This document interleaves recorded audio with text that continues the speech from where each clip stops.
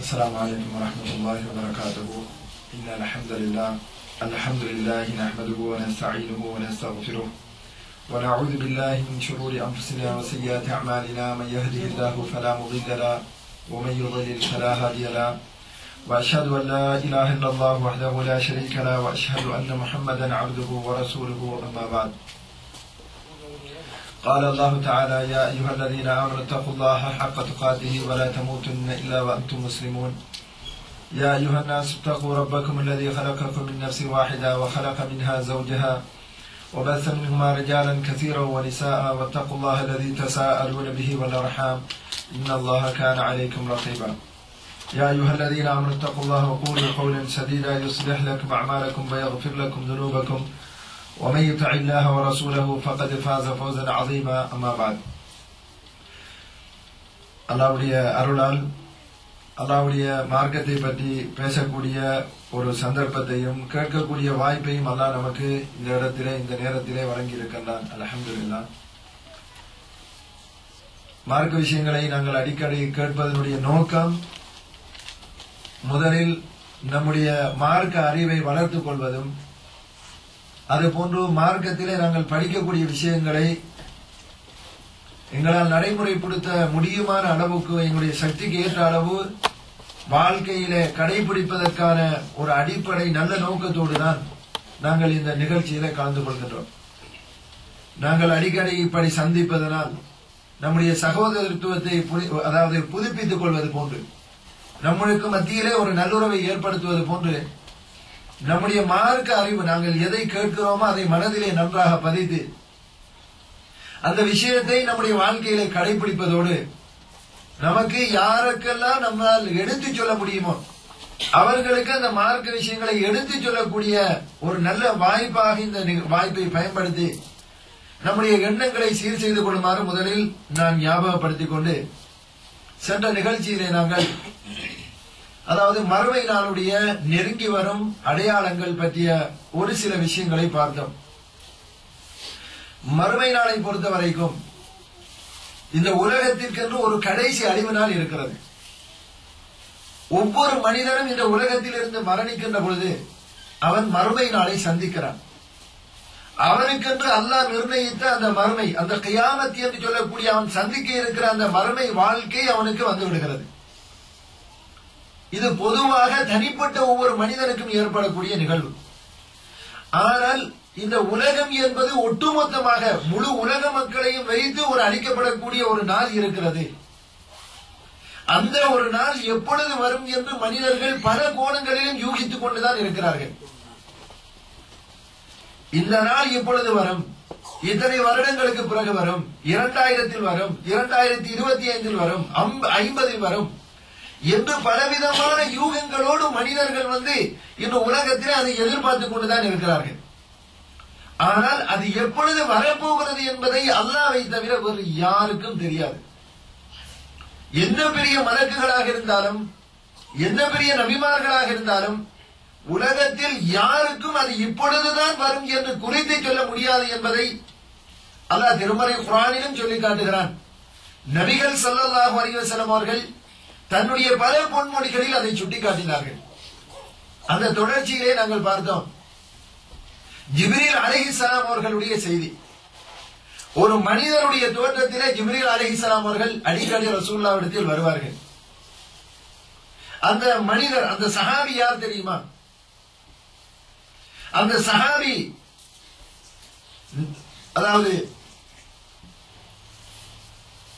சந்தர்ப்பமாக ஞாபகம் மறந்துவிட்டது.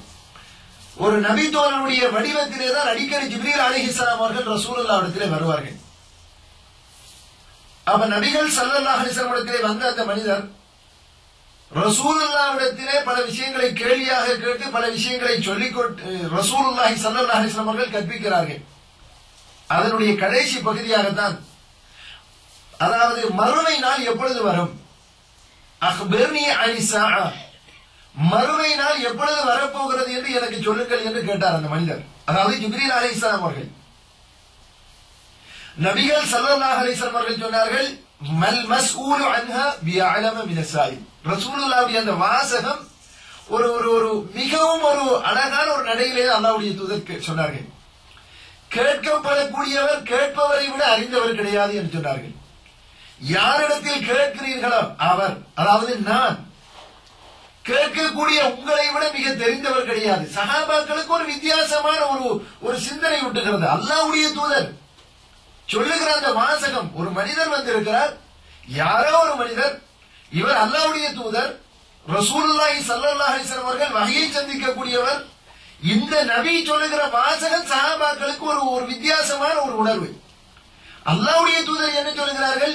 நான் உங்களை விட அறிந்தவர் கிடையாது என்றால் என்னை விட உங்களுக்கு தெரிந்திருக்கலாமே என்கிறார்கள் அல்லாஹ்வுடைய தூதர். அதுவும் சஹாபாக்களுக்கு ஒரு சிந்தனை, ஒரு சஹாபாக்களுடைய உணர்வுகளை அப்படி உசுப்பி விடுகிறது. அப்ப மறுபடி அவர் கேட்கிறார், அப்படியா, அதனுடைய அடையாளங்கள் இருந்தால் அதை சொல்லுங்கள், அதற்கு என்ன அடையாளம் இருக்கிறது சொல்லுங்கள் என்று கேட்கிறார். அப்பொழுதுதான் நபிகள் ஸல்லல்லாஹு அலைஹி வஸல்லம் சொன்னார்கள், وَسَأُحَدِّثُكَ عَنْ أَشْرَاطِهَا, அந்த மறுமை நாளுடைய சில அடையாளங்களை உனக்கு நான் சொல்லுகிறேன். إِذَا رَأَيْتَ الْمَرْأَةَ تَلِدُ رَبَّتَهَا, ஒரு பெண், இன்னொரு ஹதீஸிலே அன் தலிதல் அமது ரப்பதஹா, ஒரு அடிமை பெண் எஜமாட்டியை பெற்றெடுப்பாள் என்று சொன்னார்கள் ஸல்லல்லாஹு அலைஹி வஸல்லம். அப்படி ஒரு காலத்தை நீ கண்டால் மறுமையை நீ எதிர்பார். ஒரு அடிமை பெண் எப்படி எஜமாட்டியை பெற்றெடுக்க முடியும்? எஜமான் என்று ஒன்று இருந்தால்தான், ஒரு எஜமாட்டி என்று ஒன்று இருந்தால்தான் அடிமை என்கிற பேச்சுக்கே இடம் இருக்கிறது. அடிமை எஜமானரை பெற்றெடுப்பது, அப்படி என்றால் நம்முடைய இன்னொரு நடையில் சொன்னால் குழந்தை தாயை பெற்றெடுப்பான். அப்படி என்று சொல்லு அல்லாஹ்வுடைய தூதர் பாவிக்கிற அந்த வாசகம் என்ன அர்த்தம், என்ன கருத்தை துணிக்கிறது, அதை அறிஞர்கள் அலசிக் கொண்டுதான் இருக்கிறார்கள். சில அறிஞர்களுடைய கருத்தின்படி ஒரு காலம் வரும், அந்த காலம் மறுமைக்கு முன்னால் வரப்போகிற காலம் எப்படிப்பட்ட காலம் என்றால், தாய் குழந்தையை பெற்றெடுத்திருப்பாள், தாய் அடிமை போன்றும் குழந்தைகள் எஜமாட்டிகளை போன்றும், அவர்கள் எஜமான்கள் இவர்கள் அடிமைகள் போன்று அவர்களை இவர்கள் வேலைக்கு பயன்படுத்துவார்கள். பெற்றோர்கள் அடிமை, குழந்தைகள் எஜமான்கள். இப்படியான ஒரு காலத்தை நீ கண்டால் அது மறுமை நாளை நீ சந்திக்கின்ற காலம், மறுமை நாள் வரப்போகிறது என்பதை நீ யூகித்துக் கொள் என்பதை ஸல்லல்லாஹு அலைஹி வஸல்லம் சொன்னார்கள். இதுதான் அதனுடைய அர்த்தம் என்று சொன்னார்கள். இன்னும் பல கருத்துக்களை சொன்னார்கள். ஆனால் அந்த ஹதீஸுடைய நடையில் எனக்கு ஒரு கருத்து தோன்றுகிறது. அல்லாஹ்வுடைய தூதர் பாவிக்கிற அந்த வாசகம், அடிமை எஜமாட்டியை பெற்றெடுப்பார் என்கிற அந்த வாசகத்தை நீங்கள் நன்கு அவதானித்தீர்களானால் காலம் தலைகீழாக புரண்டுவிடும் என்பதை அல்லாஹ்வுடைய தூதர் சூசகமாக சொல்லுகிறார்கள். அந்த காலம் எப்படிப்பட்ட காலம் என்றால், ஒவ்வொன்றும் எஜமான் தான் அடிமையை எடுக்க வேண்டும். இது அடிமை எஜமாட்டியை பெற்றெடுப்பது என்பது அந்த காலத்தில் ஒவ்வொரு விஷயமும் தலை கீழாக புரட்டப்பட்ட ஒரு காலத்தை நீங்கள் பார்ப்பீர்கள். நல்லது கெட்டதாக்கப்படும், கெட்டது நல்லதாக மக்கள் மத்தியில் இருக்கும். எது நல்லது என்று பார்ப்பீர்களா, எது நல்லதோ மக்களிடத்தில் அது கெட்டதாகிவிடும், எது கெட்டதோ மக்களிடத்தில் நல்லதாகிவிடும். தலை கீழாக அது அந்த காலத்தில் ஒவ்வொரு விஷயங்களும் பார்க்கப்படும் என்பதை அல்லாஹ்வுடைய தூதர் மறுபடி ஒரு சூசகமாக அப்படி சொல்லி இருக்கிறார். பல உதாரணங்கள் சமூகத்தில் இருக்கும். அதற்குரிய பல காரணங்களை, அதற்குரிய ஏனைய சில ஹதீஸ்களை உங்களுக்கு சான்றாக அதற்கு காட்ட முடியும். உதாரணமாக, இஸ்லாத்திலே விபச்சாரம் என்பது ஹராம், திருமணம் என்பது ஹலால். திருமணம் என்பது இஸ்லாம் ஹலால் என்று சொல்லி இருக்கிறது, விபச்சாரத்தை இஸ்லாம் ஹராம் என்று சொல்லுகிறது. மறுமை நாளுக்கு முன்னால் வரக்கூடிய அந்த காலத்தில் எப்படியான ஒரு காட்சியை நீங்கள் பார்க்கிறீர்கள்? விபச்சாரம் என்பது ஒரு நாகரிகமான, விபச்சாரம் என்பது பகிரங்கமாக அனுமதிக்கப்பட்டு, விபச்சாரம் என்பது மக்களால் வரவேற்கப்படக்கூடிய ஒரு விஷயமாக மாறி இருக்கும். திருமணம் என்பது மக்களிடத்தில் ஒரு கேவலமானதாக பார்க்கப்படும். முதல் திருமணம் அல்ல, இரண்டாவது திருமணம். ஒரு மனிதன் இருக்கிறான், அவன் விபச்சாரம், திருமணம் முடித்துக் கொண்டு விபச்சாரம் செய்கிறான். விபச்சாரம் என்று தெரிந்தாலும் மக்கள் அதை பெரிதாக கண்டுகொள்ள மாட்டார்கள்.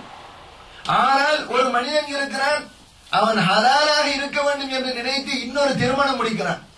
இவனை சமூகத்திலே கீழ்த்தரமாக பார்ப்பார்கள். இரண்டாவது திருமணம் ஹலாலாக செய்தால் அது குற்றம் போன்றும், சமூகத்தில் ஒரு கீழ்த்தரம் போன்றும், சமூகத்தில் ஒரு கேவலமானது போன்றும் பார்க்கப்படும். ஆனால் விபச்சாரம் என்பது அது செய்தாலும் மனைவிமார்கள் கண்டுகொள்வதும் கிடையாது. திருமணம் என்பது ஒரு பாவம் போன்றும், ஒரு தவறு போன்றும், ஒரு கீழ்த்தரம் போன்றும், விபச்சாரம் என்பது ஒரு மதிக்கப்படக்கூடிய பொருளாக சமூகத்திலே மாறியிருப்பது நன்மை தீமையாகவும் தீமை நன்மையாகவும் மாறியிருக்கிறது என்பதை சுட்டிக்காட்டுகிறது. அதுபோன்று அறிவுள்ளவர்கள் மடையர்கள் போன்றும், மடையர்கள் அறிவாளிகள் போன்றும் காட்டப்படுவார்கள். சமூகத்திலே அறிஞர்கள் அறிவுள்ளவர்கள் சமூகத்தில் மதிக்கப்பட மாட்டார்கள். மதிப்பு என்பது மதிப்பல்ல, அவர்கள் சொல்லுகிற மார்க்கத்தின் கருத்துக்கள் மக்களிடத்தில் எடுபடாது. யாரு அறிவற்றவர்களோ, யாரு ஜாகிகளோ, யாரிடத்தில் மார்க்க அறிவு கிடையாதோ அவர்கள் மக்களிடத்தில் மார்க்க அறிவுள்ளவர்கள் போன்று மதிக்கப்படுவார்கள். அறிவு மடத்தனமாகவும், மடத்தனம் அறிவாகவும் தலைகீழாக மாற்றப்பட்டு விளங்கப்படக்கூடிய ஒரு காலத்தை நீங்கள் சந்தித்தால் அது அடிமை எஜமாட்டியை பெற்றெடுப்பது என்பதை நபிகள் ஸல்லல்லாஹு அலைஹி வஸல்லம் சூசகமாக சொல்லி காட்டுகிறார்கள். அதுபோன்று மார்க்கத்தில் ஹராமான விடயங்கள் நன்மை போன்று, நன்மைகள் ஹராம் போன்று காட்டப்படும். உதாரணமாக அல்லாஹ்வுடைய தூதர் ஸல்லல்லாஹு அலைஹி வஸல்லம் சொல்லுகிறார்கள், யார் கரண்டைக்கு கீழே ஆடை இழுத்து செல்லுகிறானோ, யார் கரண்டைக்கு கீழே ஆடை உடுக்கிறானோ, மா அஸ்பர மினல் கஅபைனி ஃபஃபின்னார், கரண்டைக்கு கீழே செல்லுகிற ஆடை நரகத்திலே என்று சொன்னார்கள். மன் ஜர்ர ஸௌபஹு ஹியலா லம் யன்துரில்லாஹு இலைஹி யௌமல் கியாமா, பெருமையோடு யார் ஆடையை இழுத்து செல்லுகிறானோ அவனை கியாமத் நாளில் அல்லாஹ் ஏறிட்டும் பார்க்க மாட்டான். இன்னொரு பொன்மொழியில் நபிகள் ஸல்லல்லாஹு அலைஹி வஸல்லம் சொன்னார்கள், ஸலாஸத்துன், மூன்று மனிதர்கள், லா யுகல்லிமுஹுமுல்லாஹு யௌமல் கியாமத்தி, மறுமை நாளில் அல்லாஹ் அவர்களோடு பேச மாட்டான். வலா யுஸக்கீஹிம், அவர்களோடு அல்லாஹ் அவர்களை பரிசுத்தப்படுத்த மாட்டான். வலா யன்துரு இலைஹிம், அல்லாஹ் அவர்களை பார்க்கவும் மாட்டான். வலஹும் அஸாபுன் அலீம், அவர்களுக்கு கடுமையான வேதனை உண்டு. மூன்று மனிதர்கள், அதில் ஒரு நபர் அல் முஸ்பில், ஆடைகளை கரண்டைக்கு கீழே தொங்கவிட்டு அணிந்தவர்கள் என்று நபிகள் ஸல்லல்லாஹு அலைஹி வஸல்லம் சொன்னார்கள். நான் ஒரு பள்ளிவாசலிலே நின்று கொண்டிருக்கிறேன். மாபோடை பகுதியிலே ஒரு பள்ளிவாசல். தொழுகைக்காக தயாராக இருக்கிற நேரம் பள்ளிவாசலில் சலசலப்பு. மக்கள் எல்லாம் ஏதோ ஒரு பெரிய பிரச்சனை போன்று அங்கே சத்தம் எழும்புகிறது. நானும் என்ன நிகழ்வு என்று பார்த்தேன். யுஎஸ்ல நீண்ட காலமாக வசிக்கக்கூடிய ஒரு சகோதரர் மாபோலை, அவர் பள்ளிவாசலுக்கு வந்திருக்கிறார். எப்படி வந்திருக்கிறார்? அவர் ஜம்பரோடு வந்திருக்கிறார். ஜம்பர் என்றால் முட்டங்காலை விட கீழே இருக்கக்கூடிய ஒரு நீளமான ஒரு காட்சட்டை.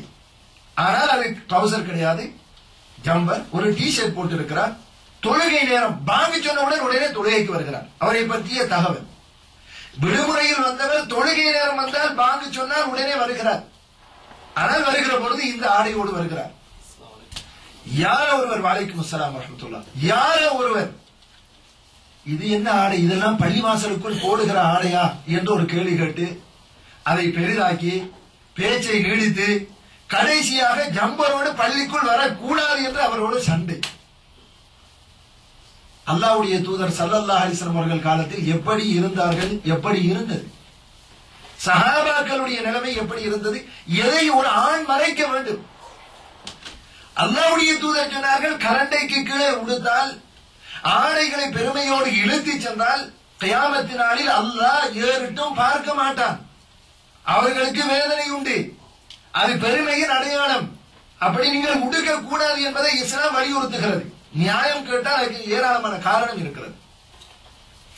அது இன்று நாகரிகமாகிவிட்டது. அதுதான் இன்று மோட், அதுதான் நாகரிகம், அதுதான் ஃபேஷன்.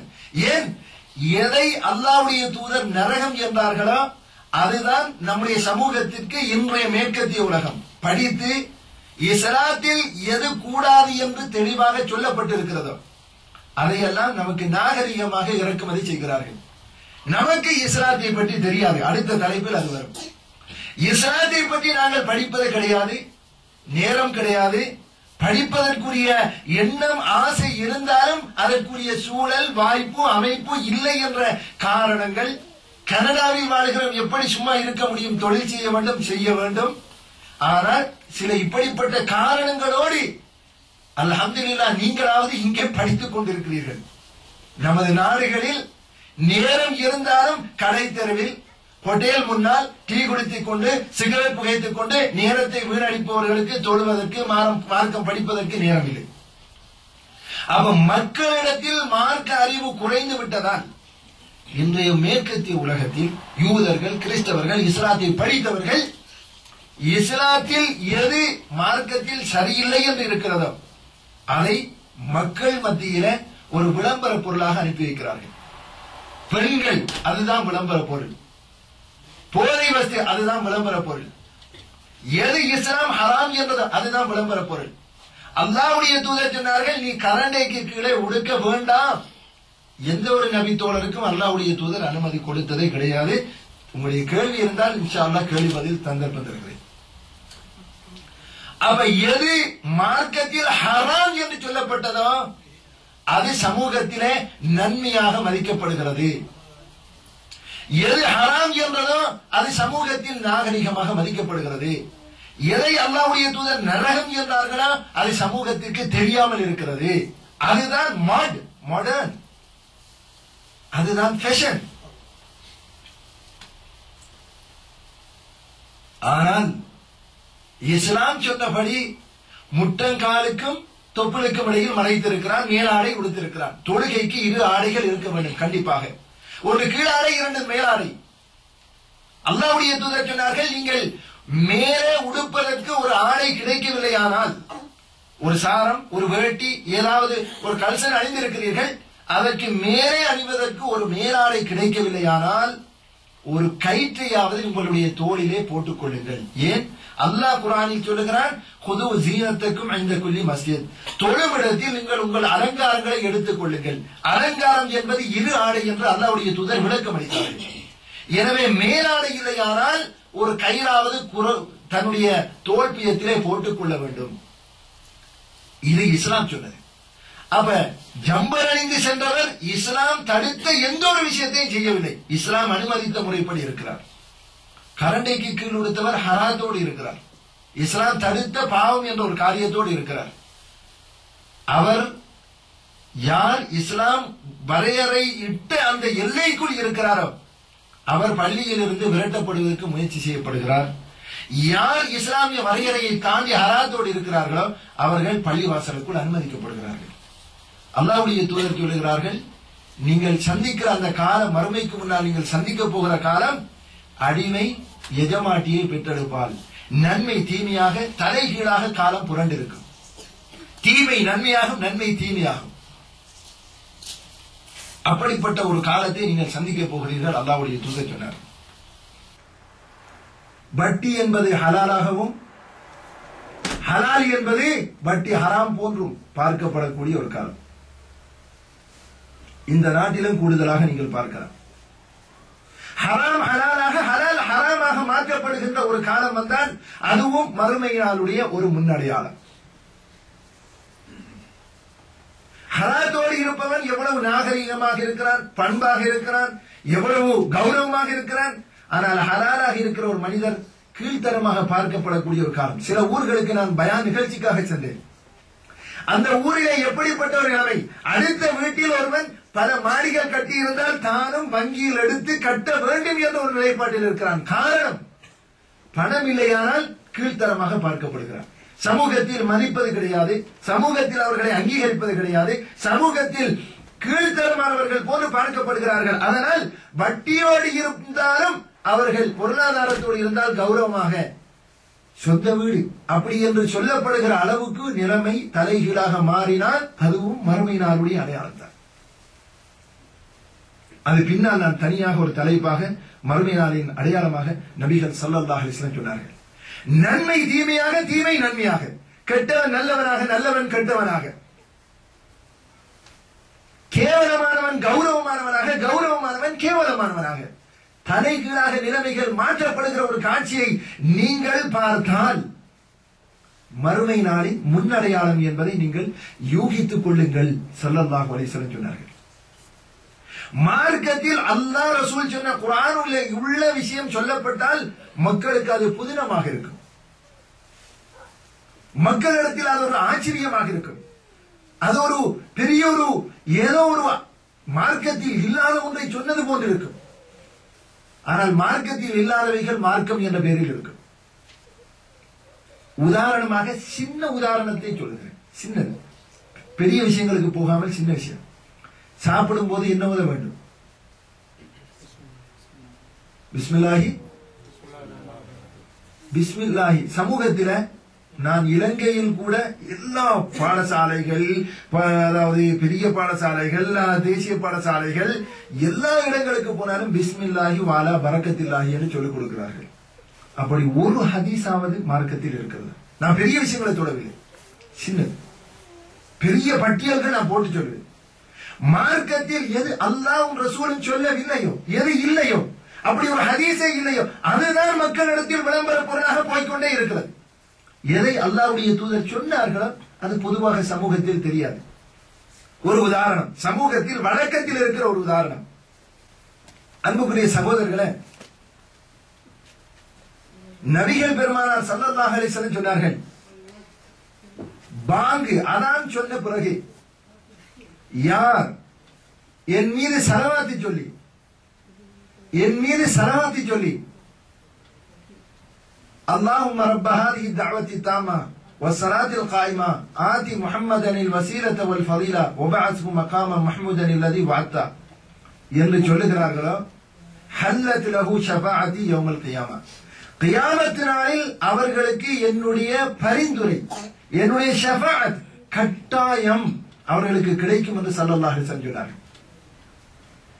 பாங்கு முடிந்த பிறகு நபி மீது ஸலவாத் சொல்லி பாங்கு துஆ ஓதினால் நபியுடைய பரிந்துரை ஷஃபாஅத் கட்டாயம். சஹீஹுல் புகாரியிலே பதிவு செய்யப்பட்ட ஹதீஸ், சஹீஹ் முஸ்லிமிலே பதிவு செய்யப்பட்ட ஹதீஸ். இன்று சமுதாயத்தில் இந்த ஒரு ஹதீஸ் இருக்கிறது, நபி மீது பாங்கு முடிந்த பிறகு நபி மீது ஸலவாத் சொல்ல வேண்டும். அப்படி எத்தனை பள்ளிவாசல்களில் ஸலவாத் சொல்லுகிறார்கள், சொல்ல வேண்டும் என்று தெரிந்து வைத்திருக்கிறார்கள். நான் சில முஅத்தின்மார்களை கூட சந்தித்தேன். பாங்குக்கு பிறகு இப்படி சொன்னால் நேரே வந்து விடுவார்கள். பாங்குக்கு பிறகு முன்னால கொஞ்சம் தெளிவாக பார்த்து மோளை சொல்லுங்க என்று என்னிடத்தில் கேட்டார்கள்.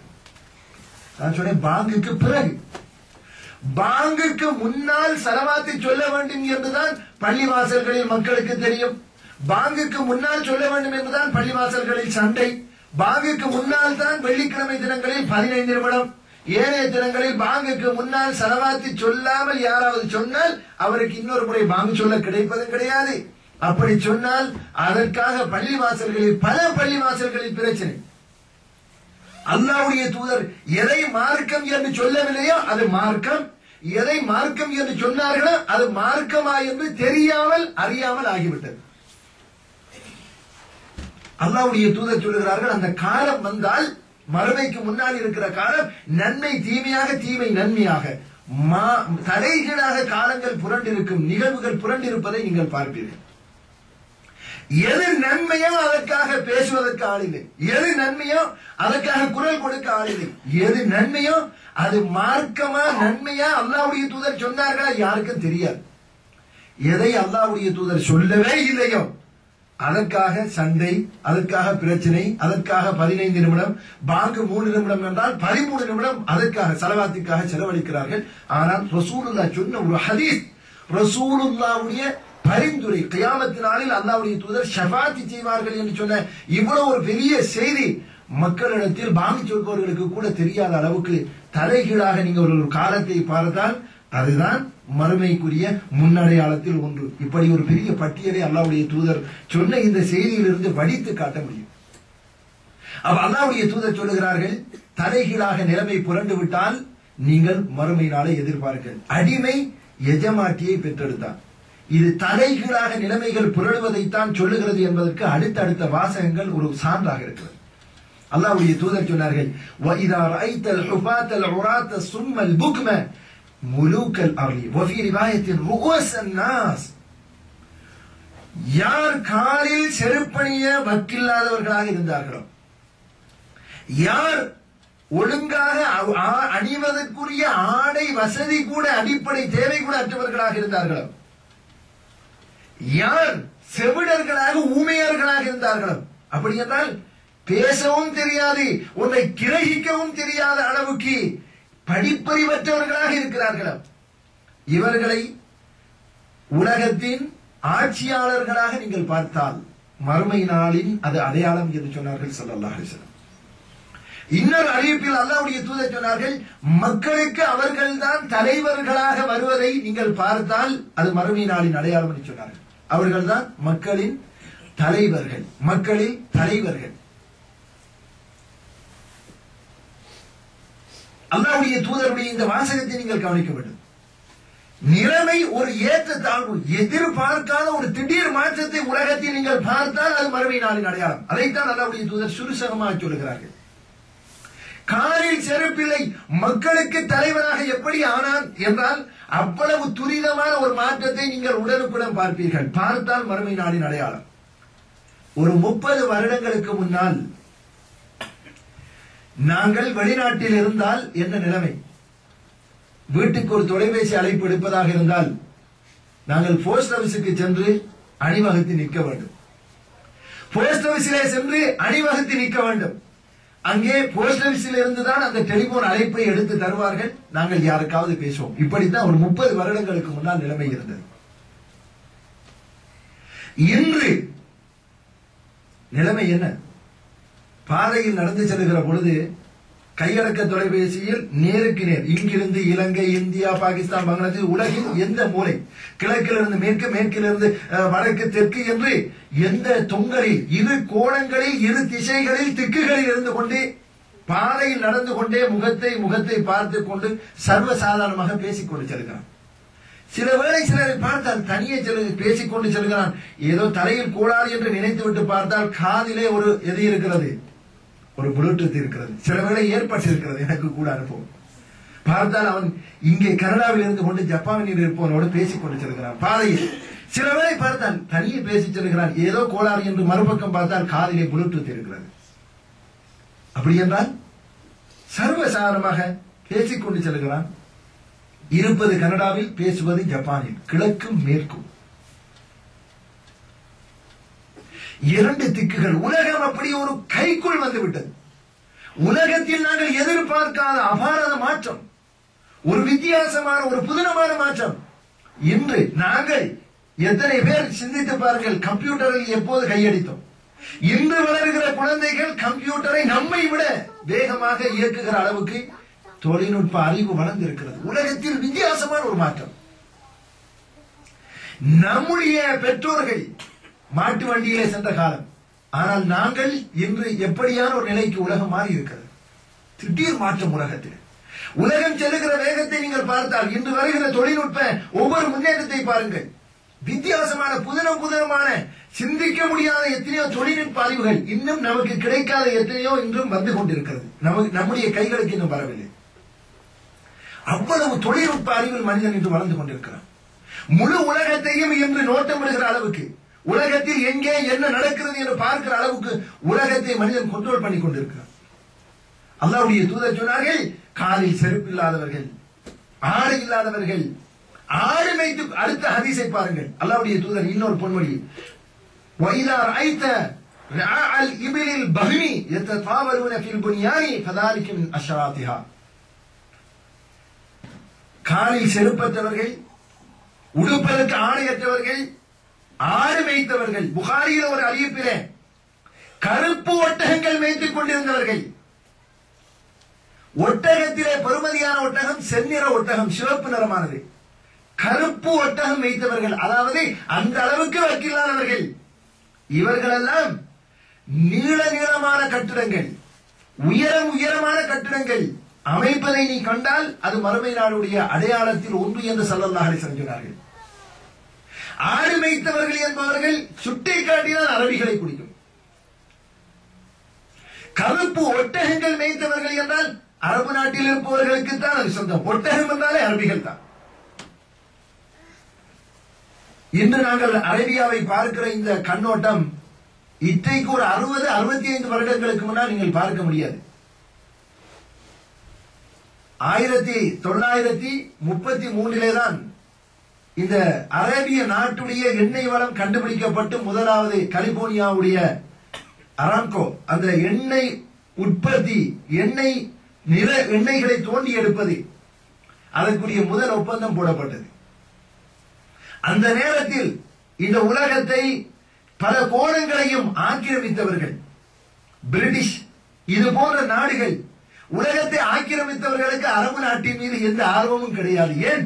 அவர்கள் இருந்தது ஒட்டகம், அவர்கள் சாப்பிடுவது காய்ந்த ரொட்டி, மேய்ப்பது ஆடு. இப்படி வாழுகின்றவர்களை பிடித்து பாலைவனத்திலே எதை சாதிப்பது என்று நினைத்துத்தான் உலகத்தில் அவர்களை விட்டு வைத்தார்கள். புரிந்திருக்கா? அந்த ஒரு நிலையில் அவர்கள் கிடையாது. அப்படி இருந்த ஒரு சமுதாயம் உங்கள் எல்லோருக்கும் தெரியும். கடந்த மாதம் உலகத்திலே ஆக உயரமான தி ஹையஸ்ட் பில்டிங் துபாயிலே திறந்து வைக்கப்பட்டது. 60 வருடங்களுக்கு முன்னால் யார் ஆடு வைத்துக் கொண்டிருந்தார்களோ உலகத்திலே இன்று ஆக உயரமான பலம் கொண்டவர்களாக கட்டடம் கட்டக்கூடியவர்களாக இருப்பது அவர்கள் தான். ஆடு மேய்த்தவர்கள், கண் முன்னால் ஆடு மேய்த்தவர்கள். இன்று கூட டாக்டர் ஜாக்கிருடைய ஒரு நிகழ்ச்சி பார்த்துக் கொண்டிருந்தேன். டாக்டர் ஜாக்கிர் சொல்கிறார், இந்தியாவிலிருந்து ஜகாத்தை வசூலித்து அரபு நாட்டுக்கு அனுப்பி வைத்திருக்கிறார்கள். இந்தியாவிலிருந்து ஜகாத் வசூலித்து வியாபாரத்துக்கு வந்த அரபியர்களுக்கு, உங்கள் நாட்டில் இருக்கிற ஏழைகளுக்கு, அரபியர்களுக்கு கொண்டு போய் கொடுங்கள் என்று ஜகாத்து வசூலித்து அனுப்பி இருக்கிறார்கள். அதே அரேபியர்கள் இன்று உலகம் முழுவதும் கோடி கோடியாக கொடுக்கக்கூடிய அளவுக்கு செல்வம் பெருகி இருக்கிறது. அது அல்லாஹ்வுடைய தூதர் ஒரு அடையாளமாகவும் சொன்னார்கள். உலகத்திலே யார் கண் முன்னால் ஆடு மேய்த்துக் கொண்டிருந்தார்களோ, ஒட்டகம் மேய்த்தார்களோ, அதுக்கும் வக்கில்லாமல் இருந்தார்களோ, பாதணி இல்லாதவர்களாக இருந்தார்களோ, உடுப்பதற்கு சரியான ஆடை இல்லாமல் இருந்தார்களோ, இவர்கள் இன்று உலகத்தின் அதிபதிகள், உலகத்தின் தலைவர்கள். உலகத்திலே அவர்கள் தான் உயரமான கட்டிடம் கூட இன்று அந்த ஒரு ரெக்கார்டை கூட வைத்து விட்டார்கள். அடுத்தது கூட அடுத்தவர்கள் வைப்பார்கள் என்று எதிர்பார்க்க முடியாது. துபாய் என்றால் அடுத்தது சவுதி, நீ என்றால் நான், அவருக்குள்ளே தான் அவர்கள் சுத்த போகிறார்கள். இதைவிட இன்னொருவன் பெரிதாக கட்டினால் இந்த அடையாளம் மங்கி விடாது. அல்லாஹ்வுடைய தூதர் சொல்லவில்லை அவர்கள் தான் ஆக ஹயஸ் கட்டுவார்கள் என்று சொல்லவில்லை. ஆனால் சொன்னார், என்ன சொன்னார்கள்? காலில் செருப்பணிய வக்கில்லாதவர்கள், ஆடு மேய்த்தவர்கள், கருப்பு ஒட்டகம் மேய்த்தவர்கள், அவர்கள் தான் அவர்கள் உயரமான நீளமான கட்டிடங்கள் கட்டுவார்கள். ஓலை குடிசையோடு இருந்தவர்கள் இன்று மிக உயரமான கட்டிடத்தை கூட கட்டி மறுமை நாளுடைய ஒரு அடையாளத்தை நிரூபிக்கிற ஒரு செய்தி அல்லாஹ்வுடைய தூதர் சொன்னதை அப்படியே செய்து காட்டியிருக்கிறார்கள். அதில் எவ்வளவு பிரமாதமான, எவ்வளவு அழகான, எத்தனை விதமான டிசைன், அதனுடைய அறைகள், அதனுடைய படுக்கை அறை, அதில் இருக்கக்கூடிய வாஷ்ரூம், அதனுடைய முற்றவழி, அதனுடைய சுற்றுப்புறங்கள் ஒவ்வொன்றை நீங்கள் பார்த்தீர்கள் என்று சொன்னால் சுபஹானல்லாஹ், உலகத்திலும் இப்படியான ஒரு ஆடம்பரமா என்று நினைக்கிற அளவுக்கு அழகாக அதை கட்டியிருக்கிறார்கள். அது மோசம் என்று சொல்லவில்லை, ஆனால் அது மறுமையுடைய ஒரு அடையாளத்தை நீங்கள் பார்க்கிறீர்கள் என்பதை நபிகள் ஸல்லல்லாஹு அலைஹி வஸல்லம் அவர்கள் சொல்லி காட்டினார்கள். அப்ப உலகத்தில படிப்பறிவற்றவர்கள், ஒன்றை பேசினால் கிரகிக்க தெரியாதவர்கள், பேச தெரியாதவர்கள், ஊமையர்கள், செவிடர்கள் என்று அல்லாஹ்வுடைய தூதர் சுருக்கமாக சூசகமாக சொன்னார்கள். அப்படியானவர்கள், காலில் செருப்பற்றவர்கள், இவர்கள் மக்களின் தலைவர்களாக வருவதை நீங்கள் பார்த்தால் அது மறுமை நாளின் அடையாளம். பூமியின் ஆட்சியாளர்களாக வருவதை பார்த்தால் அது மறுமை நாளின் அடையாளம் என்று ஸல்லல்லாஹு அலைஹி வஸல்லம் சொன்னார்கள்.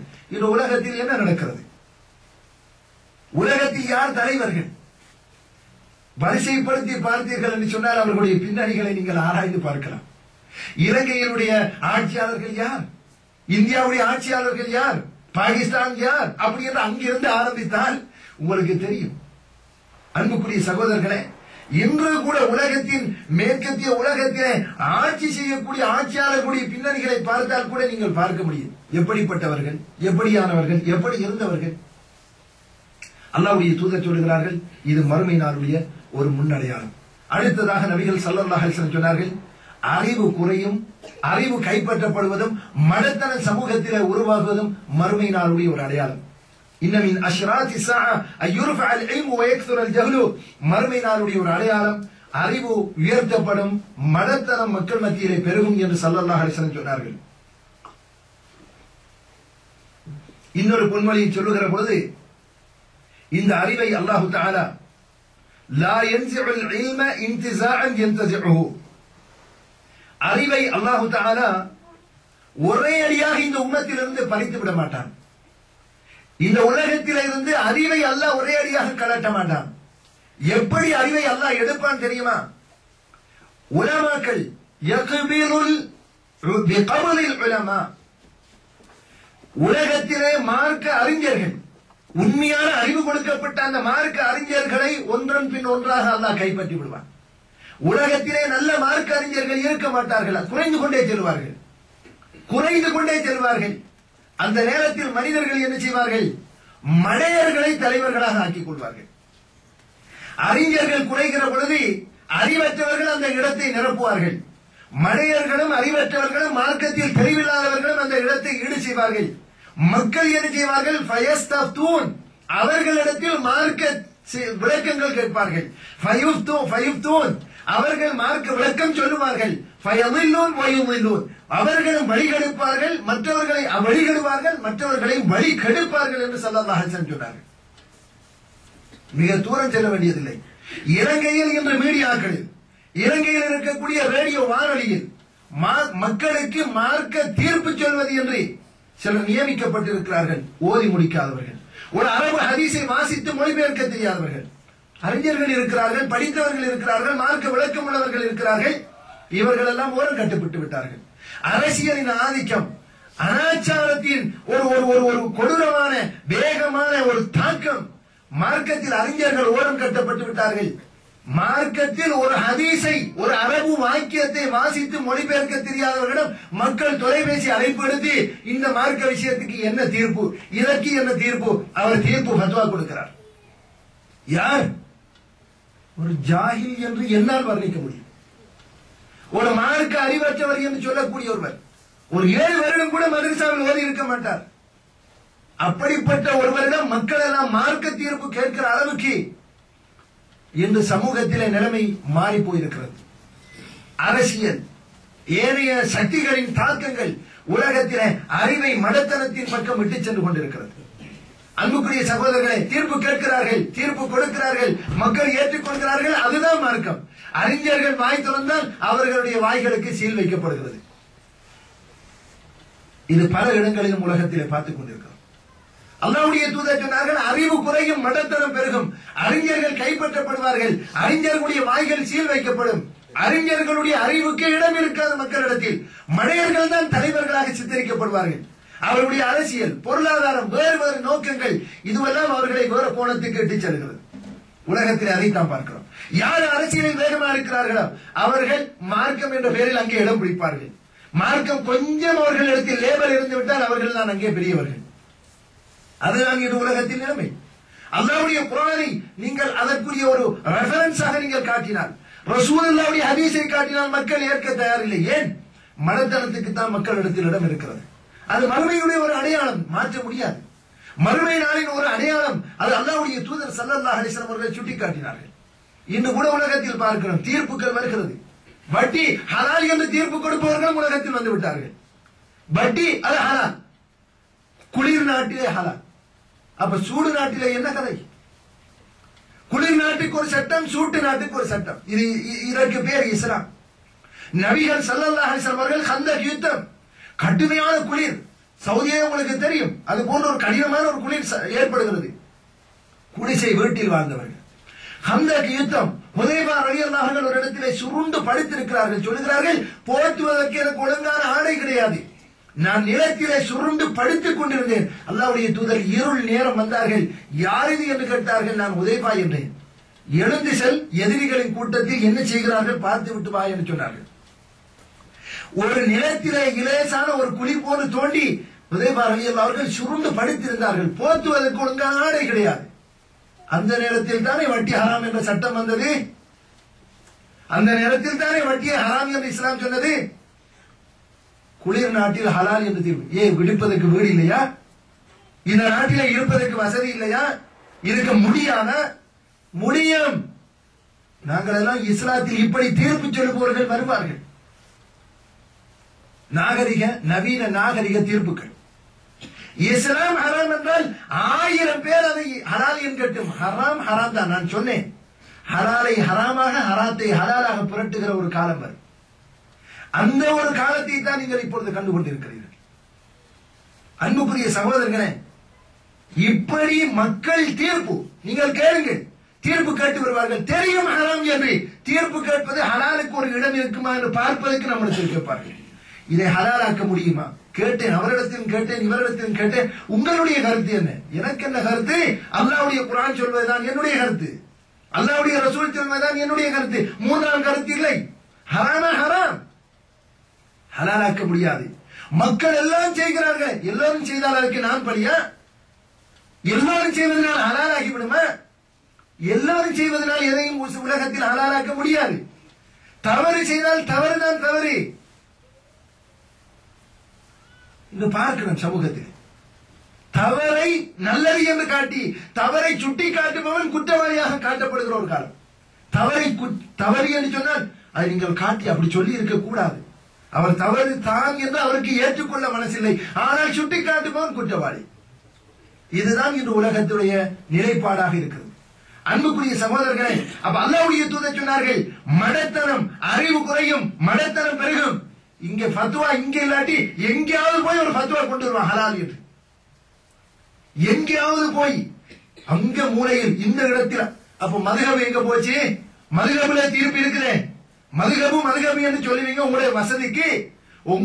நீங்கள் ஒன்றை ஹலாலாக்க வேண்டும் என்று விரும்பினால் மதுகபு, அறிஞர், ஷாஃபி அதெல்லாம் போச்சு.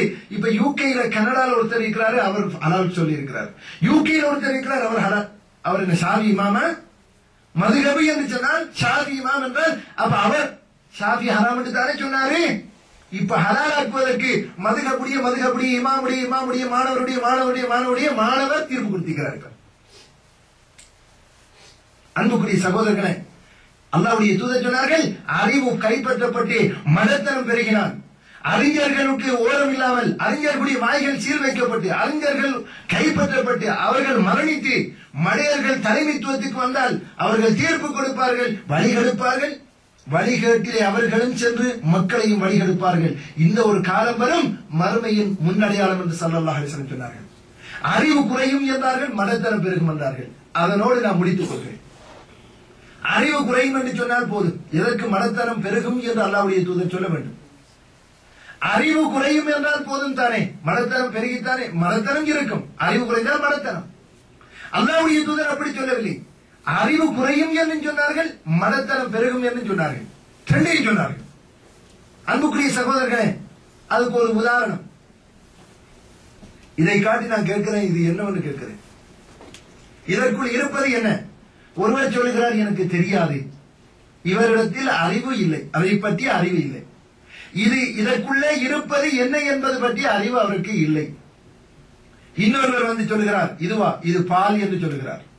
கிளாஸுக்குள் இருப்பது பால். இவருக்கு அறிவும் இல்லை, மடத்தனம் இருக்கிறது.